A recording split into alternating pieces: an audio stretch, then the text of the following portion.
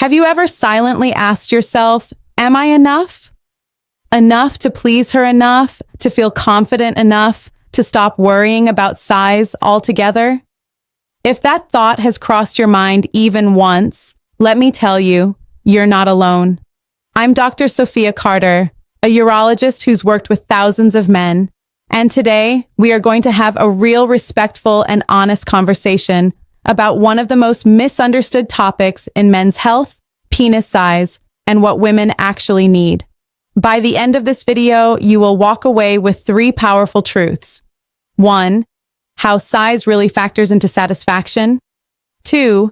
What most women care about far more than length or width. And 3. What to focus on instead so you can feel confident in your own skin at any age. Let me start with a story that will probably sound familiar. A few months ago, a patient named Darren came to see me. He'd been married for 35 years, had a loving relationship with his wife, and by every measure was a confident, successful man. But he'd stumbled across some information online that made him question everything about his intimate life. "Dr. Carter," he said, "I've been reading that the average size is over 6 in, and I've never measured that much. I'm worried I've been disappointing my wife all these years, and she's just been too kind to tell me." Now, Darren's story illustrates one of the biggest problems I see in my practice: the gap between what men believe is normal and what actually is normal. The medical reality, based on careful measurements of thousands of men, is that the average erect length is just over 5 in. Not 6, not 7, not 8.5 in. When I shared this fact with Darren, I watched his shoulders literally relax. But then he asked the question that really gets to the heart of today's discussion. "But doctor, what do women actually want? What do they need to be satisfied?" This question led me to dive deep into the research, and what I discovered was both surprising and reassuring. The gap between what men think women want and what women actually report wanting is enormous. Most men assume women prefer much larger sizes than they actually do, and most men have no idea how satisfied women already are with their partners. Here's where the research gets really interesting, and where I think you'll be surprised by what women have actually told researchers when asked directly about their preferences and satisfaction levels. In one of the most comprehensive studies ever done on this topic, researchers used a unique approach. Instead of asking women to remember or imagine different sizes, they created life-sized, 3-dimensional models that women could actually handle and examine. When asked to select their ideal size for a long-term partner, the average woman chose something that was 6.3 in long. Now you might think, well, that's still bigger than average, and you'd be technically correct. But here's the crucial detail. 20% of the women in the study chose not to report any size preference at all. That means 1 in 5 women essentially said, "This doesn't matter to me enough to even have an opinion about it."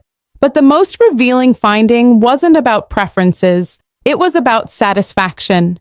When researchers surveyed women about their actual relationships, 85% reported being satisfied with their partner's size. 85%. Meanwhile, when they asked men about their satisfaction with their own bodies, only 55% said they were satisfied. Think about that for a moment. There's a 30% gap between how satisfied women are with their partners and how satisfied men are with themselves. This means that millions of men are worrying unnecessarily about something that isn't actually a problem for their partners. I see this disconnect every day in my practice. Men come in convinced they need to change something about themselves, while their partners are at home wondering why their husband or boyfriend has suddenly become distant or self-conscious about intimacy. From a medical standpoint, let me give you some perspective on what we actually consider to be concerning versus what's completely normal. As a urologist, I've examined thousands of men, and I can tell you with absolute certainty that the range of normal is much wider than most people realize.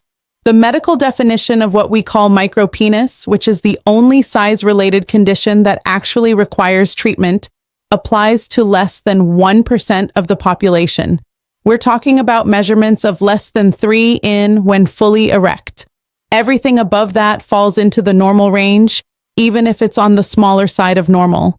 What fascinates me is how many men come to my office seeking treatment for what they perceive as a problem, when, from a medical perspective, there's absolutely nothing wrong. I've had patients who measure perfectly average asking about surgery or treatments.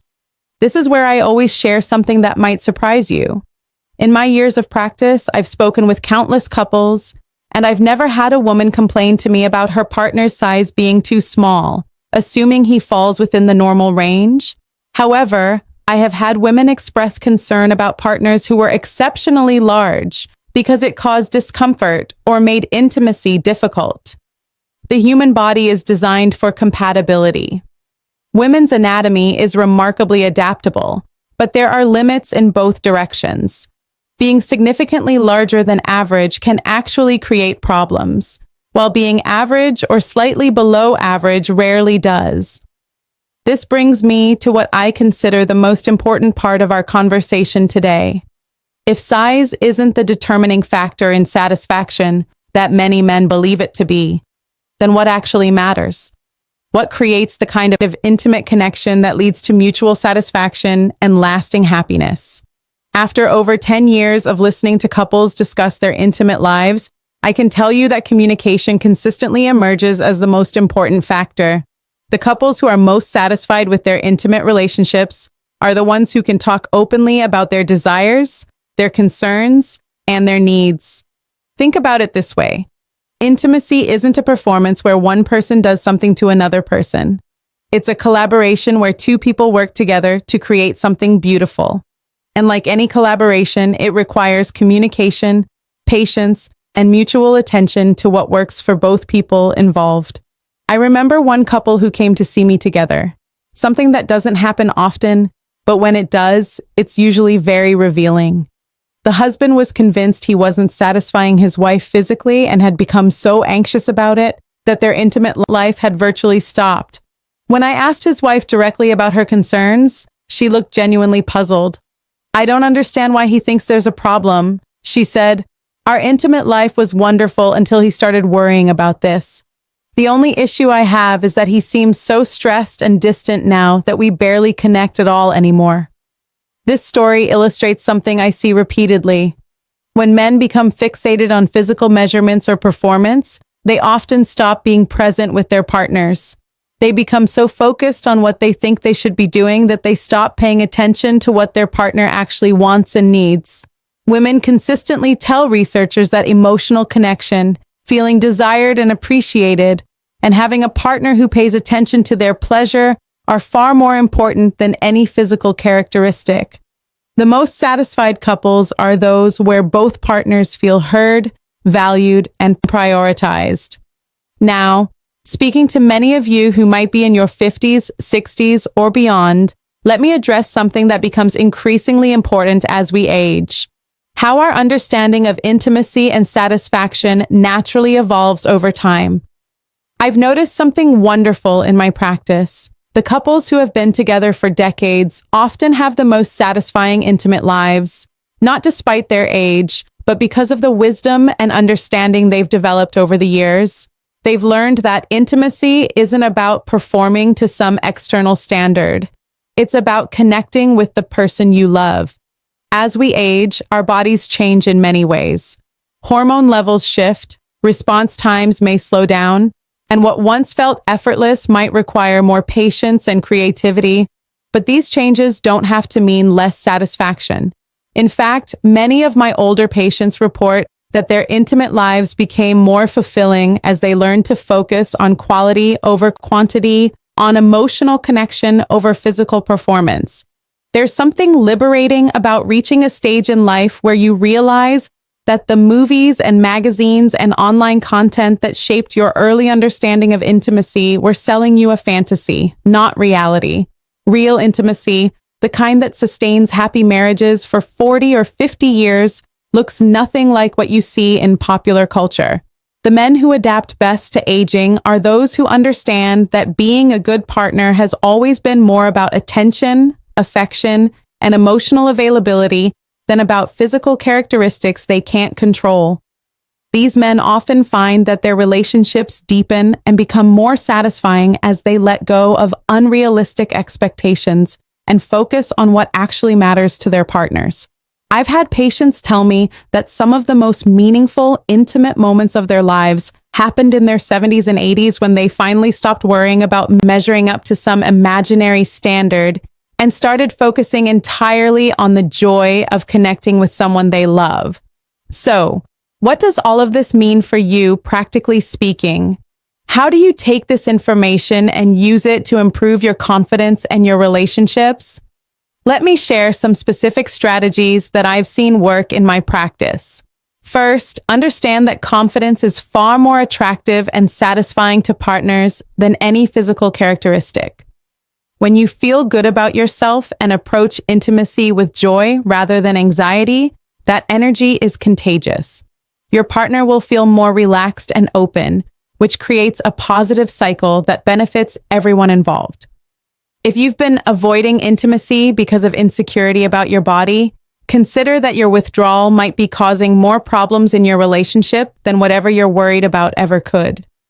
Most partners would rather have an enthusiastic, attentive lover who feels average about his body than a distant, anxious partner who happens to be physically exceptional. Communication is something you can improve starting today.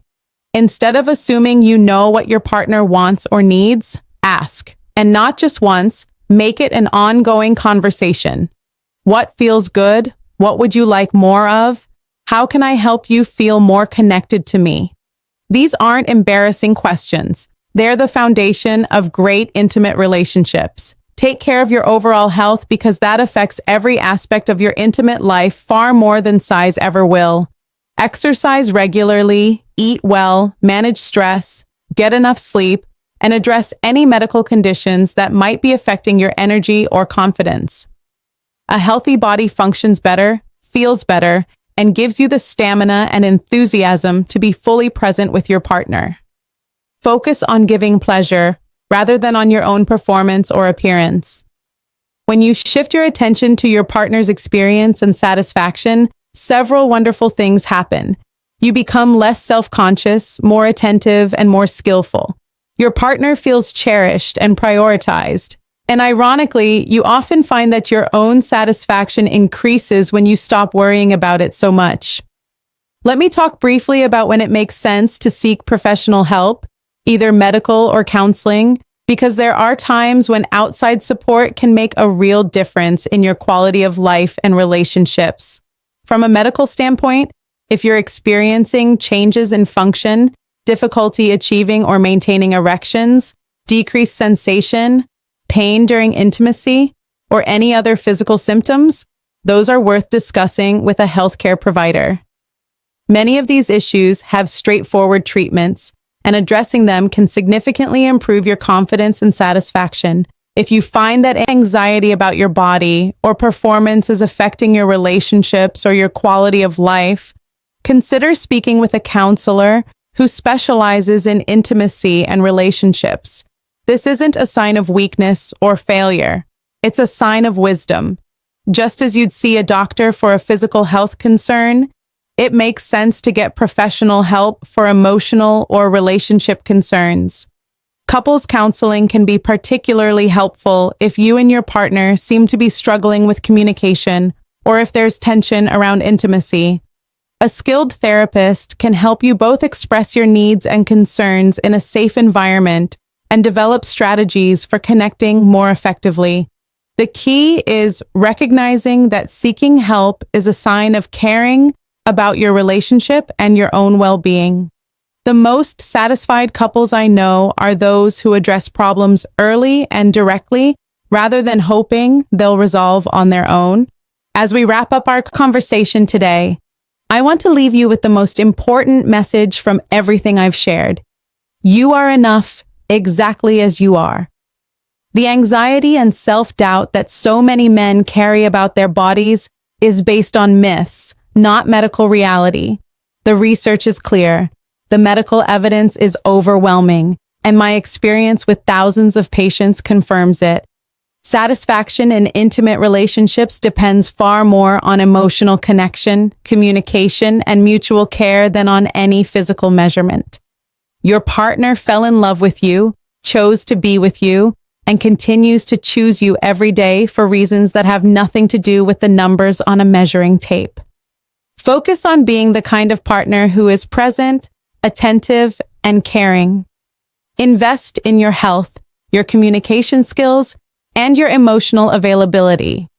If today's conversation has helped you feel more confident or given you a new perspective on your relationships, I hope you'll share this information with other men who might benefit from it.